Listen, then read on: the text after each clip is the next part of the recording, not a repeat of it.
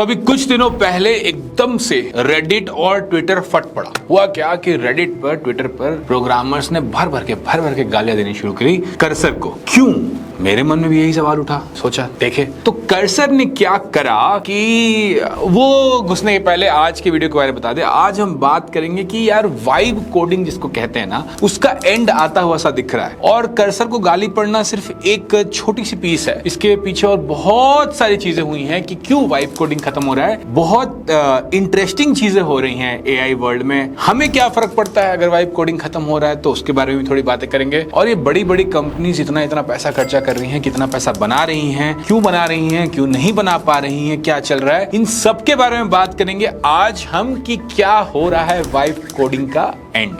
तो vibe coding को समझने के पहले हमें कुछ चीज समझनी होंगी कि ये गालियां पड़ क्यों रही थी, ये अनलिमिटेड क्या था, है ना, बुफे क्या था, खाना क्या था, क्या नहीं था। तो मैंने बहुत सोचा कि आपको कैसे समझाया जाए इस चीज को। तो एक आइडिया आया दिमाग में कि जिम का एग्जाम्पल लेते हैं। जिम में क्या होता है कि कुछ दो तरह के लोग होते हैं। एक होता है जिम में जो कभी मतलब साल में एक बार सब्सक्रिप्शन ले लिया कि भैया जब आना है आ जाओ जिम, कोई दिक्कत नहीं है, और फिर वो कभी शायद घूमते फिरते जिम चले गए। तो जिम वाले लोग ऐसे वालों के लिए बहुत खुश होते हैं। और दूसरे, आप इमेजिन करो कि एक इतना पावर यूजर है कि एक साथ एक जिम में एक मशीन नहीं, एक जिम में 5 मशीन यूज कर रहा है। जिम वालों के लिए परेशानी हो जाएगी। तो यही अंतर है कभी कभी वाले वाइब कोडर्स में और प्रॉपर जो अच्छे वाले वाइब कोडर्स हैं उनके बीच में, और इससे बहुत परेशानी हो गई। देखो कर्सर के बारे में बात करना बहुत बहुत जरूरी है और मुझे बहुत मजा आएगा कर्सर के बारे में बात करें, क्योंकि कर्सर यार मतलब पोस्टर चाइल्ड है कि एआई से एक कंपनी बनती है और $900 मिलियन तक पहुंचती है। फास्टेस्ट ग्रोइंग एआई स्टार्टअप का ताज पहनती है।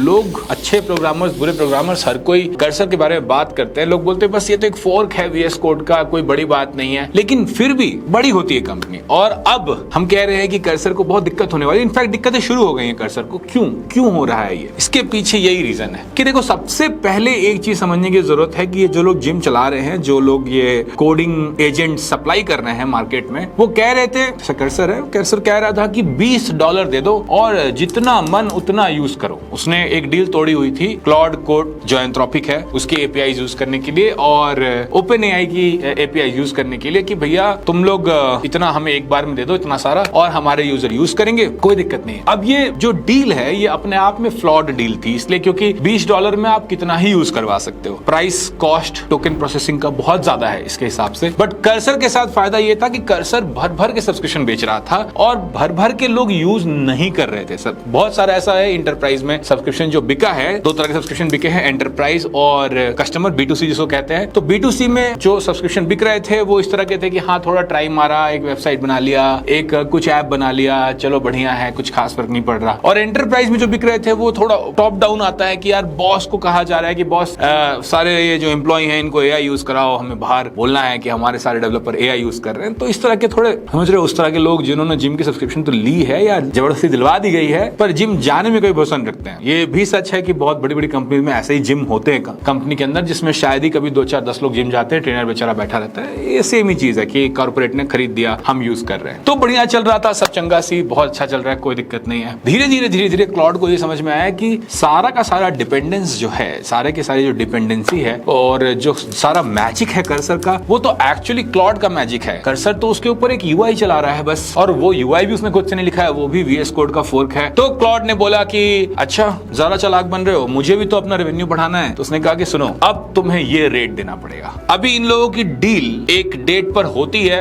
अगले दिन से कर्सर की हालत खराब होती है। कर्सर ने अगले ही दिन से लोगों को यूसेज बेस्ड प्राइसिंग पे चार्ज करना शुरू कर दिया। गुस्सा लोगों को इस बात पर आया कि आपने कहा था कि $20 में जितना मर्जी खाओ, जितना खाना है खाओ, और एकदम से अब आप कह रहे हो कि गुलाब जामुन खाने के अलग पैसे लगेंगे। ये बात ठीक नहीं लगती। ये सब गुस्सा ना, और लोग भी थोड़े डिफरेंट हो गए। ये भी एक मजेदार बात है कि कुछ लोग रेडिट पर, ट्विटर पर अभी इस मूड में हैं कि सबको पता है कि ये जो कोडिंग एजेंट्स हैं ये हाईली डिस्काउंटेड हैं आज के टाइम पे, तो इनको भर भर के यूज करो, ठीक है। और जिनको कोडिंग आती है वो तो ऐसा ऐसा प्रॉम्प्ट लिखेंगे कि ये चर्न करता रहता है पूरे टाइम और कुछ कुछ करता रहता है, और खूब यूज करो, खूब यूज करो, जान ले लो इनकी। तो वैसे लोग खूब यूज कर रहे थे $20 देके, और जब यूसेज बिल आया तो उनकी हालत खराब हो गई। मजेदार बात ये है, देखो इसमें बहुत इंपॉर्टेंट चीज है कि कर्सर को या फिर क्लॉड के कोडिंग एपीआईज को फेमस बनाने के पीछे इतना जो उनका अडॉप्शन हुआ है एंटरप्राइज के अंदर, या वाइब कोडर्स जो एक्चुअल कोडर्स नहीं है जिन्होंने इसको ट्राई करना शुरू किया, उनके पीछे इन लोगों का, ये जो कुछ लोग होते हैं ना ट्विटर पे और रेडिट पे,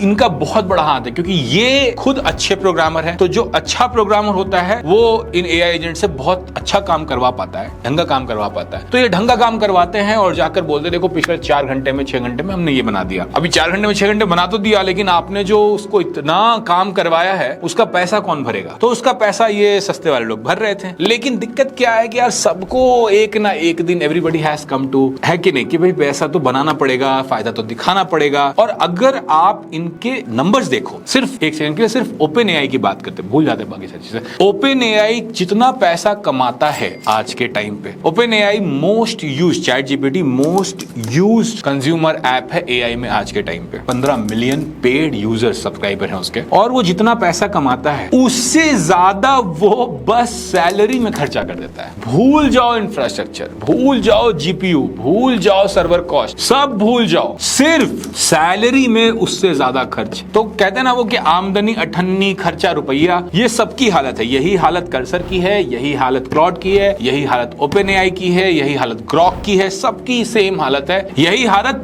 परप्लेक्सिटी की भी है। तो जितना सबका एक है कि आमदनी अठन्नी खर्चा रुपया, एक दिन कमाएंगे, लेकिन वो एक दिन कब आएगा इसके इंतजार में ऊपर वाले जो हैं, जो ओपन एआई और एंथ्रोपिक है जिसका क्लॉड मॉडल है, उन दोनों ने बोला कि हमें तो पैसा कमाना है। कर्सर ने बहुत पैसे बनाए हैं, उसने एंटरप्राइज से भी पैसे बना रहा है, यार थोड़ा हमें भी दे, और उसने उसके गले पे शिकंजा किया। जैसे ही शिकंजा किया आप देखोगे कि बाकी लोग कर्सर से बहुत गुस्सा आ रहे हैं। आगे बढ़ने के पहले एक सवाल कर लेते हैं कि आप लोग कौन सा कोडिंग एजेंट सबसे ज्यादा यूज करते हो, और पेड है या फ्री है, और पेड है तो कितना दे रहे हो पैसा हर मंथ, ये भी थोड़ा बता देना। अच्छी खासी सर्वे हो जाएगी, मजा आएगा देखने में कि इंडिया में सीन क्या चल रहा है। मैंने इस वीडियो के स्टार्टिंग में ये कहा था कि आपको 2-3 चीजें समझाऊंगा। एक चीज मैंने समझाई कि क्यों कर्सर के साथ ऐसा हो रहा है, क्यों प्राइसिंग का प्रॉब्लम है, इसको थोड़ा सा और समझते हैं कि होता क्या है कि जो छोटे बच्चे कोडर होते हैं, वाइब कोडर्स जिनको बोलते हैं, नॉर्मल वाइब कोडर्स, वो ऐसे कुछ बोलते हैं तो वो थोड़ा मोड़ा ही कोड कराते हैं, थोड़े मोड़े फीचर्स कराते हैं, छोटे छोटे फीचर्स कराते हैं। तो वो जो है बहुत मुश्किल नहीं होता है इन एजेंट्स के लिए करना, इजीली कर लेते हैं। अच्छे प्रोग्रामर्स जो होते हैं, जो एक्चुअली में इनकी हालत खराब कर रहे हैं, वो बड़ा बड़ा लंबा लंबा कंटेक्स्ट लिख के देते हैं कि सुनो ये है डिजाइन डॉक, इसको ऐसे करना है, इसको ऐसे लिखना है, इसको ऐसे करो, और इसके टेस्ट भी लिखना, और टेस्ट के बाद मेक श्योर करना कि टेस्ट पास भी हो जाए। ठीक है, मतलब बहुत काम करवाते हैं। तो वो लोग जब करवाते हैं तो जो कॉन्टेक्स्ट विंडो होता है, एक चीज होती है एआई में जिसको कहते हैं कॉन्टेक्स्ट, उससे इन्फ्रेंस का कॉस्ट बढ़ जाता है। अगर आप ज्यादा लंबा मैसेज लिख के भेज रहे हो तो ज्यादा टाइम लगता है इन्फ्रेंस करने में, ज्यादा पैसे लगते हैं इन्फ्रेंस करने में। अगर आप छोटा मैसेज लिख के भेज रहे हो तो छोटा टाइम, कम टाइम लगता है इन्फ्रेंस करने में। तो जितना बड़ा विंडो, जितना आप यूज कर रहे हो कोडिंग विंडो, उतना ज्यादा, और जितना बड़ा कोड उतना बड़ा विंडो। तो जो अच्छे प्रोग्रामर्स हैं उन्होंने क्या करा कि बड़े कोड पर इनको ऐसा यूज करा है। मैं किसी और की बात क्या करूं, मैं खुद भी इसी में से हूं। मैंने भी क्लॉड का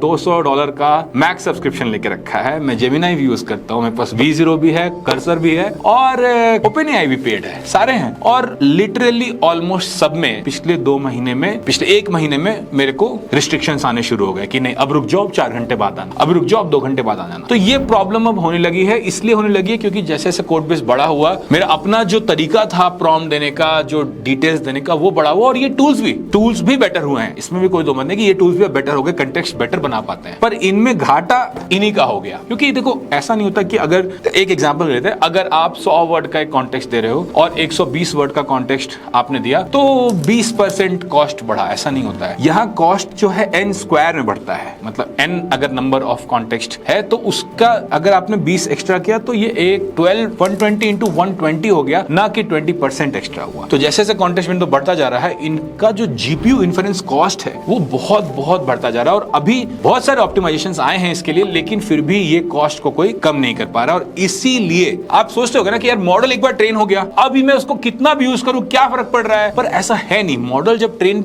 हो भी गया है उसके बाद आप जितना यूज कर रहे हो उतना कॉस्ट कंपनी को आ रहा है। और इनमें से एक भी कंपनी ऐसी नहीं है जो अपना पैसा भी पूरा पा रही है। मतलब जितना इनका ट्रेनिंग कॉस्ट हटा दीजिए, जितना इनका इन्फ्रेंस पे खर्चा लग रहा है, उतना ये इन्फ्रेंस पे से निकाल नहीं पा रहे हैं। सारी की सारी at inference also loss making है आज के टाइम पे। तो ऐसे में क्या करना था कंपनी को? कंपनी ने कहा कि जो ज्यादा रसगुल्ला खा रहा है उसको रसगुल्ला चार्ज कर देते हैं, और समोसे भी खा रहा है उसको चार्ज कर देते हैं, और चावल दाल भात चोखा खाने वाले जो लोग हैं सस्ता जो है वो खाने देते हैं। तो यही इन्होंने किया, $20 का पैक लाया, $200 का पैक लाया। मुझे खुद अपना क्लॉड का $20 से $200 करना पड़ा, फाइन, बट मैं हूं भी पावर यूजर। और उसके बाद इन्होंने ये भी किया कि कर्सर ने माफी मांगी, बोले कि रातों रात जो चेंजेस हो गए थे वो अब नहीं रहेंगे, वापस आएंगे। इस बीच एक और कंपनी के साथ बहुत मजेदार चीज हुई, वो है रेपलिट। रेपलिट को भी सेम प्रॉब्लम हुई, उसको समझ में आया भैया पैसे बहुत लग रहे हैं। रेपलिट पहले तो बोलता था कि देखो एक बार पैसा दो, जितना मन करे यूज करो, कोई दिक्कत नहीं है। फिर रेपलिट को समझ में आया नहीं नहीं नहीं ये नहीं चल रहा, तो बीच में उसने चेंज किया और बोला कि टास्क बेस्ड प्राइसिंग होगी, कुछ $1 के आसपास टास्क की प्राइसिंग होगी। फिर वापस आया वो और अब कह रहा है कि नहीं, टास्क भी भिन्न भिन्न प्रकार के होते हैं, एक छोटा टास्क होता है, एक मीडियम टास्क होता है, एक लार्ज टास्क होता है, तीनों की प्राइसिंग अलग होगी। V0 के साथ भी सेम है। V0 में तो एकदम क्लियरली दिखता है, मैं आपको देख के बताता हूं। V0 में देखिए अलग अलग मॉडल की अलग अलग प्राइसिंग है। V0 1.5 जो स्मॉल है उसमें $0.50 पर मिलियन टोकन, यही जो मैं कह रहा था कितने टोकन आप भेजते हो इन्फ्रेंस के लिए, वही चीज आउटपुट टोकन के लिए $2.50 पर मिलियन टोकन है। तो इतना ज्यादा कॉस्टली हो गया। और मिलियन टोकन सुन के बहुत लगता है, पर जब आप कोड करने लगते हो तो क्योंकि उसमें बहुत सारा सोचना है, बार बार वो एक ही सोर्स कोड एक ही फाइल को बार बार पढ़ रहा है, कॉन्टेक्स्ट बना रहा है फिर से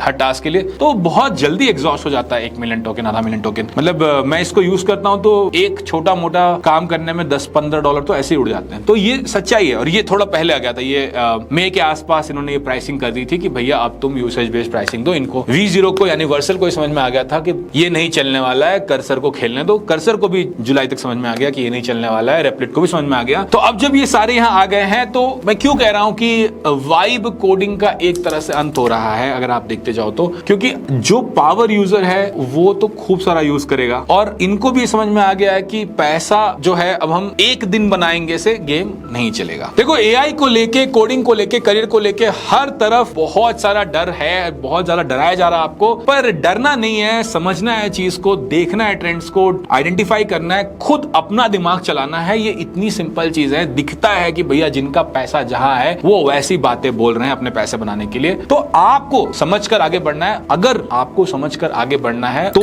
इस चैनल को सब्सक्राइब करना, कमेंट करना, लाइक करना, ये सब मत भूलना। यूट्यूब को बताओ कि तुम्हें ऐसे वीडियो अच्छे लगते हैं, कमेंट डाल के मुझे बताओ कि ऐसे वीडियो अच्छे लगते हैं, ताकि और बन सके। अब आते हैं वीडियो के तीसरे पार्ट पे, जहां मैंने कहा था कि आपको मैं ये बताऊंगा कि क्यों वाइब कोडिंग का एंड हो रहा है। देखो वाइब कोडिंग में एक बड़ी समस्या ये हो गई है कि जिनको कोडिंग नहीं आती है, बिल्कुल भी नहीं आती है, उनके लिए ये एजेंट्स धाए धाए घाए घाए पैसा खाए जा रहे हैं, उनसे कुछ हो नहीं रहा है। इनफैक्ट कहीं कहीं ऐसी समस्या हो गई है, जैसे कि मैं ये ट्वीट आपको दिखाता हूं, इसमें इस एजेंट ने बेसिकली इसका प्रोडक्शन डेटाबेस डिलीट कर दिया, सीधे खत्म, बाहर हो गए, लॉक हो गए लोग। और ऐसी समस्याएं बहुत हो रही है, सिक्योरिटी प्रॉब्लम्स हैं, ऐसे फ्रॉड में प्रॉब्लम्स हैं। अब आप कहोगे कि अगर आप कोडर हो तो, जैसे लोग कहते हैं अरे ऐसी गलती कैसे कर सकते हो, तुम्हें उसको एक्सेस ही नहीं देना चाहिए। अरे बिल्कुल, अगर तुम कोडर हो तो तुम्हें पता है कि क्या गलती नहीं करनी है, बट अगर तुम प्रोग्रामर नहीं हो और तुम्हें ये सपना बेचा गया है कि जो बोलोगे ये बना के दे देगा, ये जीनी है, तो तुम फंसे रह जाओगे और पैसे भी भर भर के वेस्ट होंगे। लोग फ्रस्ट्रेट होकर लंबे लंबे थ्रेड्स लिख रहे हैं ट्विटर पे, लंबे लंबे थ्रेड्स लिख रहे हैं रेडिट पे कि मैं 4 दिन से लगा हुआ हूं, रेपलिट अपना ही कोड खुद डिलीट कर देता है, कोई काम नहीं हो पा रहा है, फिर से लग रहा हूं, फिर कुछ हुआ, फिर कुछ नहीं हो रहा है। तो ये चीज, अब ये प्रॉब्लम तो बहुत रियल है। और अब इसके साथ साथ समस्या ये हो जाएगी कि तुम जब इतना सारा सर फोड़ोगे तो 4-5 दिन का लॉस तो आपको होगा ही होगा। फर्क नहीं पड़ता अगर आप अपना स्टार्टअप कर रहे हो, आपको कोडिंग नहीं आती, तो ऐसे भी क्या करें जिंदगी में। बट वापस आते हुए कि 4-5 दिन का लॉस तो होगा ही होगा, लेकिन उसके साथ एक बहुत बड़ा बिल भी आ जाएगा। तो आप कितनी बार $100, $200, $500 देकर ये चीज पे सर मारते रहोगे। तो एक तरह से ये वाइब कोडिंग का, जो वाइब कोडर जब मैं कहता हूं तो उन लोगों को जो जिनको कोडिंग बिल्कुल नहीं आती है लेकिन इसके थ्रू कुछ बना पा रहे थे, एक तरह से अब उनका सूर्यास्त होने वाला है। इस सूर्यास्त में एक और खिलाड़ी नया आया है, जिसके कारण मुझे लगता है कि मतलब बहुत दिन से मैं इसके ऊपर अपनी हाइपोथेसिस बिल्ड कर रहा था कि होगा क्या, वाइब कोडिंग का होगा क्या वाइब कोडर सही में कोडर को रिप्लेस करेंगे, नहीं करेंगे। मेरी हाइपोथेसिस ये है कि देखो बहुत सिंपल सी बात है, सॉफ्टवेयर इंजीनियरिंग सिर्फ कोड जनरेशन नहीं है, और एआई एजेंट कोड जनरेट तो करते हैं, लेकिन यहां से वहां कनेक्ट कैसे करना है, क्या करना है, नहीं करना है, सोचना कैसे, समझना कैसे, बनाना क्या है, इन चीजों के बारे में डिस्कस नहीं करते। Software engineering is a lot of engineering, not just code generation. बहुत अच्छा लगा मुझे कि अब कुछ लक्षण उन चीजों के दिखने लगे हैं, जो बात मैं आपको पिछले 2 महीने से कह रहा हूं कि यस, एआई में कोडिंग का महत्व तो है, आ तो रहा है, लेकिन वो एक प्रोडक्टिविटी बूस्टर है, ना कि कोडर का यानी कि सॉफ्टवेयर डेवलपर का रिप्लेसमेंट है, अब आपको चीजें उस तरफ मूव करते हुए दिख रही। मैं एक एक करके दिखाता हूं कैसे मूव करते हुए दिख रही। सबसे पहली चीज ये हुआ कि क्लॉड ने बोला कि भैया देखो कर्सर, तुमसे ये समझ में आ गया कि लोग यूज तो हमारा मॉडल ही कर रहे हैं, तो हम और हमारे मॉडल अच्छे प्रोग्रामर्स को अच्छे लग रहे हैं, तो हम तुम्हारे इंटरफेस के घूम के क्यों आए, तुम्हें मिडिलमैन क्यों बनने दें, हम उससे अच्छा अपना टर्मिनल यूआई यानी कि टर्मिनल यूजर इंटरफेस क्यों ना रिलीज कर दें। तो उन्होंने क्लॉड कोड रिलीज किया, और क्लॉड कोड क्या प्यारा टूल है, मेरा तो मतलब फेवरेट टूल है, क्या प्यारा टूल है। पूरा का पूरा ट्विटर, रेडिट समाज, पूरा कोडर समाज ने उसको एकदम एक्सेप्ट कर लिया। अब मैं किसी से बात कर रहा था कि क्यों ऐसा हुआ। देखो, एक अच्छा प्रोग्रामर, एक अच्छा डेवलपर टर्मिनल पे खुद को बहुत ही सहज, बहुत ही आराम से महसूस करता है, वहीं पर उसका काम होता है और वहां पर उसको ऑटोमेशन करना भी बहुत इजी होता है। तो मैंने भी खूब सारा कोड लिखा है क्लॉड कोड से,